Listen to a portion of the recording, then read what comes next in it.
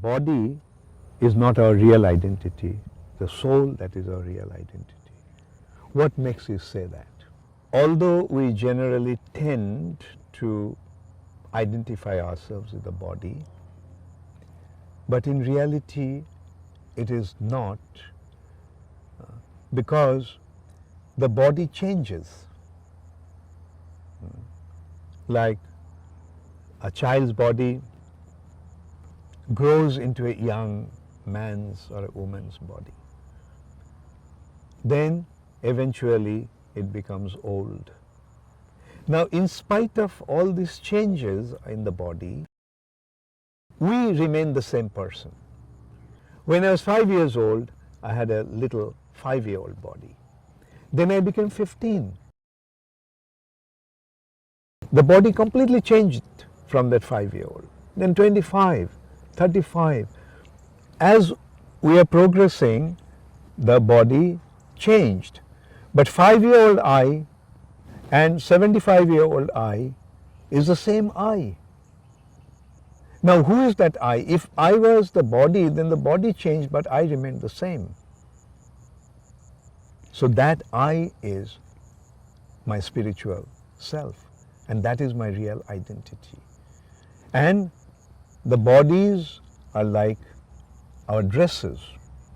Just as we put on the dress, similarly, by nature's arrangement, we put on different types of bodies.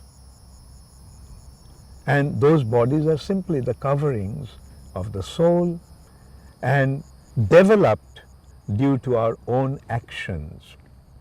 That is called karmic reactions. Like, for example, when somebody acts in a very divine way, very pious way, we say, oh, he is like an angel. But when a person acts in a wrong way, in a sinful way, we say he is like an animal. Now, his activities are generating the reactions, karmic reactions.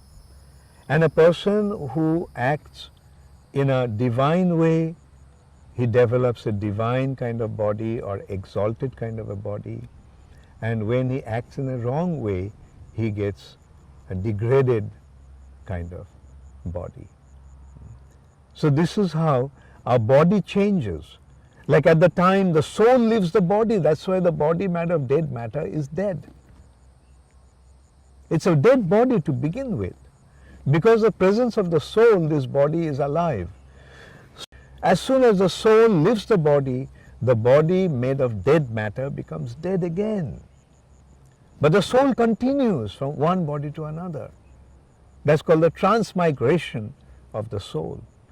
Like as he is acting, his subtle body takes the shape, and accordingly he gets a next body. As one acts, accordingly he develops the reaction. Those reactions remain in the subtle body. Our subtle body, made of mind, intelligence and false ego, become affected by our actions. Like, for example, when we act in a good way, how do we feel? We feel elated internally.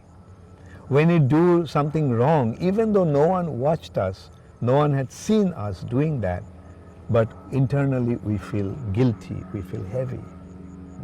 So this is how all our actions leave their imprints on the mind or in the subtle body. In this way, our actions leave their imprints on the subtle body that makes the subtle body take specific shape.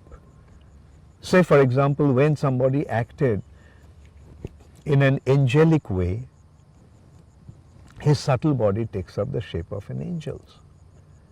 When somebody acts in an animalistic way, his subtle body takes the shape of an animal's.